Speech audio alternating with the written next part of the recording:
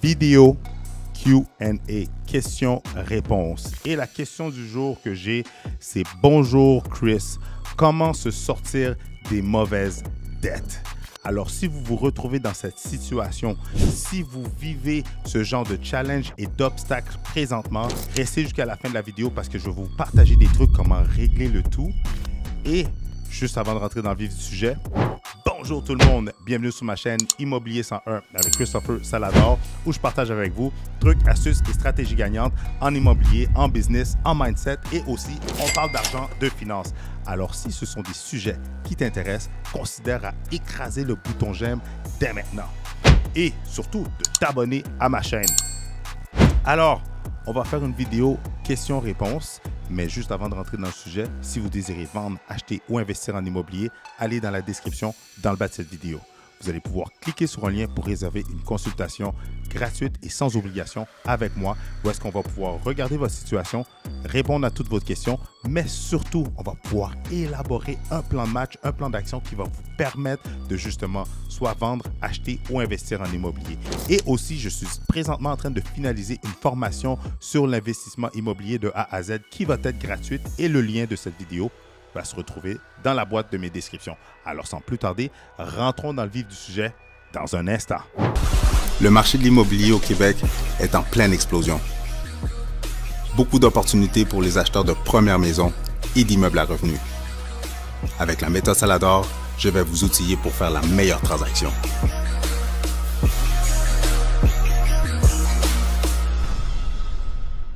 Juste avant de commencer, il faut comprendre une chose. Il y a des bonnes dettes et des mauvaises dettes. Les bonnes dettes, c'est quoi? Ce sont les dettes qui peuvent vous permettre de vous enrichir. Ce sont des dettes qui vont vous permettre de faire des acquisitions, mais le type d'acquisition qui vont gagner en appréciation, qui vont prendre de la valeur dans le temps. Dans le sens, s'acheter une maison, c'est une dette, on va se chercher une hypothèque, mais la propriété va prendre de la valeur avec le temps. On peut se générer des revenus passifs, on peut rembourser la dette rapidement qui va nous générer de l'équité.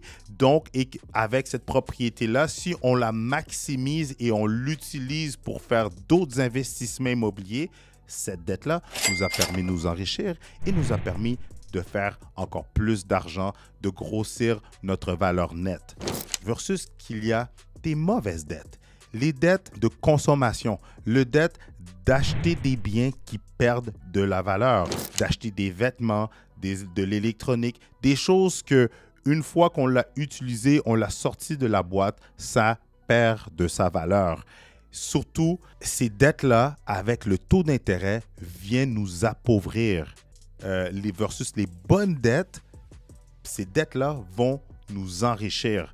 Versus, encore une fois, je me répète, mais les dettes de consommation, d'aller au restaurant, de se payer des voyages, de se payer des choses qui ne sont pas déductibles d'impôts, de se payer des biens qu'on n'a pas l'argent, qu'on s'endette pour, ce sont de mauvaises dettes parce que ça va faire en sorte que ça va vous appauvrir avec le temps.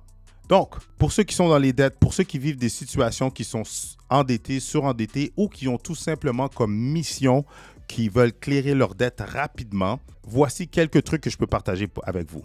Parce que je vais être franc avec vous, j'ai plusieurs personnes qui vont m'appeler, qui vont me dire « Hey Chris, j'ai X nombre de montants dans mes dettes en carte de crédit, marge de crédit, puis je veux m'acheter une propriété. » Vous savez quoi? Ça va vous bloquer au financement. Donc, si vous désirez capitaliser sur le momentum de l'immobilier, capitaliser sur l'investissement immobilier, capitaliser sur acheter un bien et pouvoir utiliser ce bien-là comme effet de levier et d'embarquer dans la game de l'immobilier, la réalité, c'est qu'il faut clairer vos dettes dès maintenant. Alors, la première chose à faire, si vous devez vous débarrasser de vos dettes rapidement, c'est simple, c'est de faire l'état des lieux, l'état de vos comptes.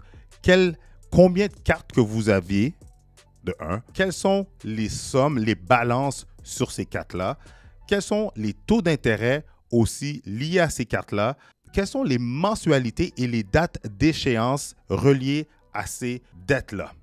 Parce que de cette façon-là, ça va vous permettre d'avoir un bon portrait de votre situation. Oui, on le sait qu'on est endetté, mais est-ce que vous avez un tableau? Est-ce que vous avez un chiffrier, un Excel? Est-ce que vous avez quelque chose que vous pouvez voir exactement quels sont les montants encore une fois, les montants, les taux d'intérêt, les mensualités, les dates d'échéance. Comme ça, on a un portrait de notre situation. Ça va vous donner un bilan de santé de votre situation de dette. Ça, c'est l'étape 1. L'étape numéro 2, classez vos dettes en termes de taux d'intérêt. Dans le fond, classez vos dettes en partant des taux d'intérêt les plus élevés du plus haut au plus petit. De cette manière-là, ça va nous permettre de vraiment voir clairement, bon, OK, c'est quelle carte qui nous nuit le plus, parce que celle avec le plus haut taux d'intérêt, c'est celle qui nous affecte le plus, parce que c'est celle qui fait en sorte qu'on est comme une petite souris, un petit hamster qui court sur place. On n'avance pas parce que qu'est-ce qu'on doit repayer et qu'on ne repaye pas fait en sorte que la dette ne bouge jamais. Donc, en les classant par ordre de priorité de taux d'intérêt plus élevé, on va commencer par éliminer, se focaliser sur celle-là parce que c'est celle-là qui nous nuit le plus. Et après ça, une fois que celle-là est éclairée, on descend avec celle qui était la deuxième plus élevée, ensuite la troisième plus élevée et ainsi de suite. Vous comprenez le principe. Donc, on part de la carte, les dettes avec les taux d'intérêt les plus élevés et on descend par la suite.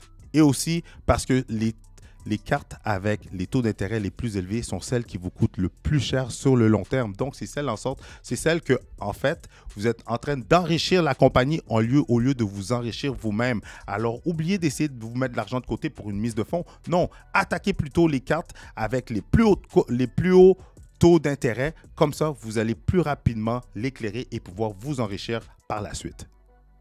Étape numéro 3. Établissez un budget. Oui, déterminez, combien que je reçois à la semaine, aux 2 semaines, par mois, combien d'argent que je fais par mois, quelles sont mes obligations que je n'ai pas le choix. Par exemple, me loger, me nourrir, la voiture, etc., les assurances, le gym, le cellulaire. Commencez par les choses, vos besoins fondamentaux. OK? À partir de là, qu'est-ce qui vous reste net à vous? Comme ça, on sait qu'à partir de ce montant-là, on peut le répartir pour clairer, pour payer le minimum sur certaines cartes. Mais le plus gros montant d'argent qui vous reste, vous le consacrez pour le mettre sur la carte qui a le plus haut taux d'intérêt. Comme ça, on veut l'éliminer le plus vite possible.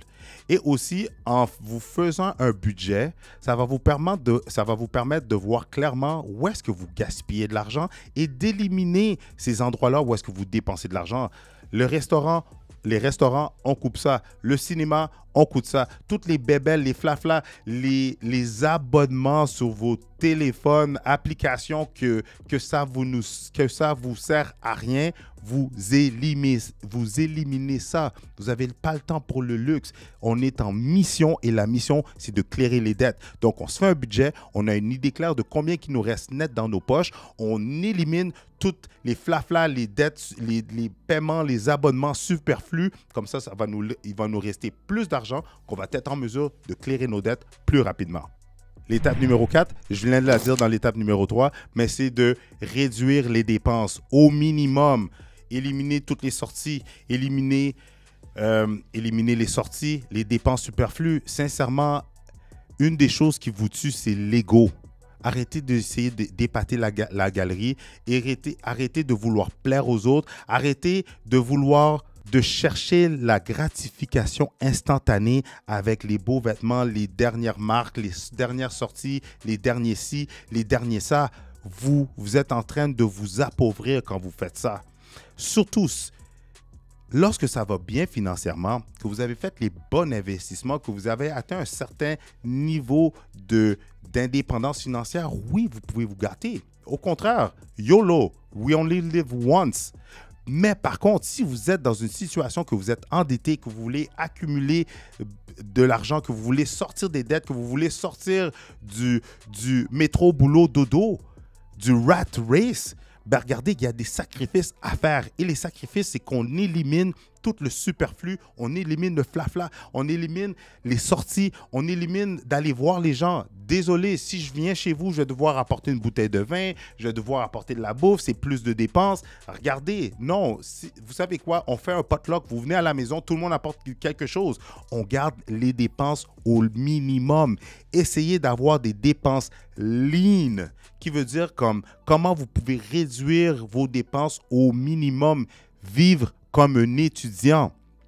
Si vous pouvez avoir un coloc, rentrez un colocataire. Comme ça, ça va vous permettre de réduire vos coûts d'habitation ou aller habiter avec quelqu'un. Comme ça va vous permettre de réduire vos coûts d'habitation. Si vous avez une BMW, que vous avez des dettes, éliminez la BMW qui est usagée, qu'à n'importe quel moment, elle n'arrête pas de briser puis ça vous coûte des centaines de dollars d'imprévus, que ça vous appauvrit. Non. Réduisez vos dépenses au minimum. Prenez le transport en commun s'il le faut. Mais qu'est-ce qui est plus important pour vous? De vous enrichir ou de rester dans le rat race et de continuer à vous appauvrir? Étape numéro 5, ma préférée, augmentez vos revenus. S'il vous plaît, oui, augmentez vos revenus. Cherchez des moyens supplémentaires d'augmenter vos revenus, d'aller chercher un side income, de parler à votre employeur, à votre superviseur, de faire vos preuves pour pouvoir aller chercher des augmentations de salaire. Si vous pouvez faire du remplacement du temps supplémentaire, je l'ai dit, mais faites tout en votre pouvoir pour augmenter vos revenus. C'est vraiment simple. C'est simple à dire, mais faites-le. Est-ce que vous êtes capable d'aller vous chercher un deuxième emploi? Est-ce que vous êtes capable de vous créer une business avec un talent, un skills, quelque chose, une habileté que vous avez, que vous êtes capable de monétiser avec le moins de dépenses possible liées à ce side hustle ou à cette business que vous avez généré? Je ne vous parle pas de vous lancer, de partir à un restaurant parce que vous êtes bon avec la bouffe. Non, vous faites un traiteur à la maison, vous faites de la bouffe, puis vous vendez des lunchs, des boîtes à lunch à vos collègues de travail. Ça ne vous coûte rien, ça vous coûte le minimum. Vous avez juste à aller acheter des contenants de plastique, puis vous vendez des lunchs, des boîtes à lunch à vos collègues.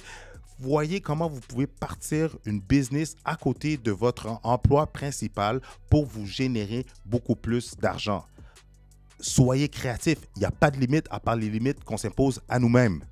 Étape numéro 6, négociez avec vos créanciers. Appelez vos compagnies de cartes, de marge, de lignes de crédit, peu importe lesquelles. Appelez les compagnies avec lesquelles vous êtes endetté puis essayez de négocier un meilleur taux à la baisse. Jouez la carte que vous êtes mal pris, que ça va vraiment pas bien pour voir est-ce que même, je dis n'importe quoi, est-ce que ce serait possible de réduire la balance? Est-ce que ce serait possible de réduire le taux d'intérêt? Et de quelle manière qui pourrait vous aider pour réduire, parce que votre but, et vous leur faites comprendre, votre but, c'est de clairer ça le plus rapidement possible. Vous voulez les payer et que vous êtes dans une mauvaise situation. Parce que si vous êtes capable de réduire le taux d'intérêt, ben c'est moins d'argent pour eux, plus facile de rembourser pour vous. Alors, c'est plus gagnant pour vous, mais faites-le. Beaucoup trop de personnes n'osent pas appeler, n'osent pas contacter les compagnies pour essayer de négocier. Le pire qui peut arriver, vous savez quoi? C'est qu'ils vous le disent non. Alors, n'hésitez pas, appelez-les dès maintenant pour négocier quelque chose avec eux autres. Étape numéro 7, essayez de faire une consolidation de dettes. Si vous êtes en mesure de justement rapatrier toutes les dettes avec un gros taux d'intérêt, avec le plus haut taux d'intérêt, que ce soit toutes les dettes ou une partie, mais surtout celle qui a un haut taux d'intérêt, essayez de faire affaire avec votre institution financière pour voir est-ce que vous n'êtes pas en mesure de consolider toutes ces dettes-là, mais avec un taux d'intérêt qui va être beaucoup plus avantageux pour vous. Parce que de cette manière-là, au lieu de payer à gauche, à droite, puis de payer des intérêts à l'infini avec tout le monde, ben, au moins ça va être à une seule place et ça va être beaucoup plus facile et beaucoup plus rapide de rembourser toutes vos dettes en les consolidant tout à un seul endroit. Étape numéro 8, utilisez vos économies. Je ne comprends pas les gens qui m'appellent. J'ai un client qui m'a appelé tantôt. Il me dit qu'il a pour environ 70 000 $ de dette. Il veut s'acheter une propriété. Je lui dis, tu as combien de mise de fonds? Il me dit qu'il y a 10 000 $. Come on, ça n'a aucun sens. Utilisez une partie ou toute la partie pour clairer vos dettes. Oui, c'est plate, vous n'allez pas avoir un coussin.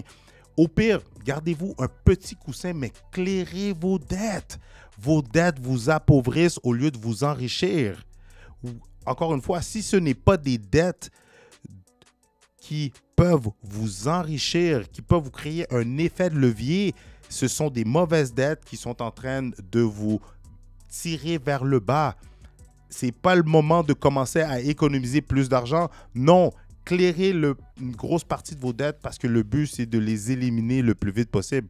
Vous savez que vos dettes, d'avoir beaucoup de dettes pour acheter une propriété, ça va vous nuire, ça va vous bloquer au financement hypothécaire. Donc, pourquoi en garder? C'est le temps d'éliminer. Donc, prenez une bonne partie, gardez un minimum comme coussin pour des imprévus, mais une bonne partie de vos économies que vous avez, utilisez-les pour clairer la plus grosse dette, la dette avec le plus haut taux d'intérêt. Comme ça, vous allez quand même commencer à respirer et ça va être plus facile de rembourser les autres dettes par la suite. Étape numéro 9, pour moi, c'est évident, mais pour certaines personnes, ça ne l'est pas. Mais n'allez pas prendre de nouvelles dettes, s'il vous plaît. C'est pour ça, justement, que si vous avez beaucoup de dettes, ce n'est pas le temps de vouloir vous embarquer dans une hypothèque. La banque va vous dire non. Ce n'est pas le temps d'aller vous chercher une voiture qui va vous coûter plus cher avec un financement d'auto plus élevé. Si la voiture, c'est pour aller vous permettre de faire de l'argent parce que vous faites du Uber Eats, OK, oui, là, ça peut faire du sens parce que l'entrée d'argent d'Extra va clairer pour la voiture et va vous permettre de rembourser vos dettes en accéléré. Si ce n'est pas une nouvelle dette pour vous faire gagner de l'argent ou vous garantir de faire plus d'argent, ce n'est pas le moment de vous embarquer dans de nouvelles dettes. Vous dites non jusqu'à ce que vous avez clairé toutes vos dettes au plus bas niveau possible, que vous êtes rendu à un 10% de ratio d'endettement et non pas pendant que vous êtes à un 90% ou à un 100% de ratio d'endettement. Ça n'a aucun sens. Étape numéro 10, c'est ma préférée, mais c'est de célébrer les petites victoires. À chaque fois que vous faites des plus gros paiements, à chaque fois que vous voyez la carte baisser, à chaque fois que vous avez éliminé une dette, une carte, célébrez-la. Je ne vous dis pas d'aller vous endetter ou d'aller dépenser de l'argent que vous n'avez pas. Non, je vous dis tout simplement célébrez. Festoyez-vous vous-même. Faites-vous, gâtez-vous avec un lunch, quelque chose, une surprise, une gâterie. Faites-vous une petite sortie avec votre conjoint, conjointe, votre chum, peu importe. Faites-vous quelque chose juste pour que votre cerveau, votre subconscient reconnaisse que c'est positif de clairer les dettes et le fait que votre subconscient va voir ça de manière positive, ça va faire en sorte qu'il va vouloir inévitablement rechercher cette dopamine-là qui va faire en sorte que vous allez voir beaucoup plus de clarté, de créativité à vouloir et ça va vous inciter beaucoup plus à vouloir payer vos dettes, mais avec la créativité, ça va vous permettre de voir, OK, de quelle autre façon créative je peux aller chercher pour clairer cette dette, le plus de dettes le plus vite possible parce que je suis accro, j'aime ça, j'aime célébrer la victoire d'éliminer mes dettes. Regardez, est-ce que selon vous, il y a d'autres manières que je pourrais rajouter avec les 10 points que je viens de vous mentionner là? Si oui, écrivez-les dans les commentaires. Pendant que vous êtes là, inscrivez-vous à ma chaîne, aimez cette vidéo si ça peut vous aider. Et si vous désirez d'autres stratégies gagnantes par rapport à l'immobilier, par rapport à le financement, les dettes, faire de l'argent, etc., je vous suggère de regarder une de ces deux vidéos-là.